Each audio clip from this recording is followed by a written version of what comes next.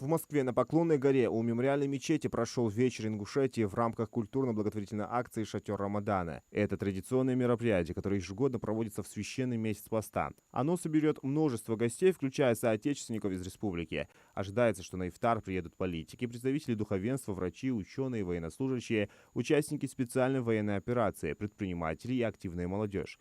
Мероприятие станет прекрасной возможностью для объединения и поддержки друг друга.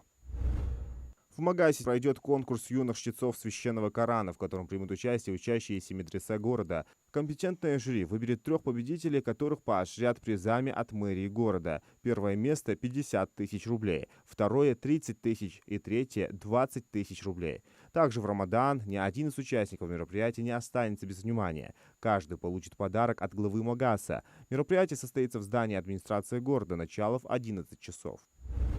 Премьер-министр Михаил Мишустин расширил функционал суперсервиса поступления в ВУЗ онлайн. Через него можно будет подавать документы на поступление в колледжи и техникумы, действующие при высших учебных заведениях.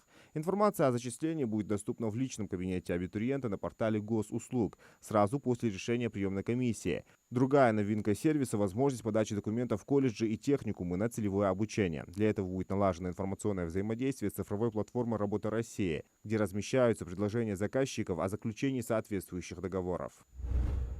Ко Дню Победы в Сагапше обновят памятник «Танк». Принято решение о необходимости очистить территорию, покрасить забор и сам монумент, а также заменить лампы уличного освещения.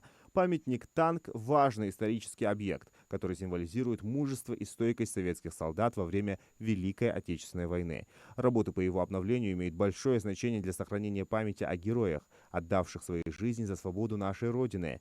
Именно близ Сагапши в ходе Малгобекской оборонительной операции осенью 1942 года произошло одно из крупнейших встречных танковых сражений. МВД России призывает не перезванивать на неизвестные подозрительные номера, поскольку за ними могут скрываться мошенники, которые таким образом списывают деньги. Злоумышленники отправляют СМС-сообщения с просьбой перезвонить на определенный номер под предлогом помощи другу, изменения тарифов связи, проблем с банковской картой и другими предлогами. Когда жертва перезванивает, ее долго удерживают на линии, после чего со счета снимаются значительные суммы денег. В ведомстве уточнили, что такие звонки осуществляются через платные сервисы, которые обычно используются для развлекательных целей и взимают плату за звонок. В Назране готовится к празднику Ураза-Байрам, проводятся работы по благоустройству города, в числе которых обрезка деревьев. Также на одной из центральных улиц имени Хаджибекера Муталиева идет замена более 90 старых опор уличного освещения. В некоторых местах будут заменены бордюры, на отдельных улицах проведут капитальный ремонт дорог.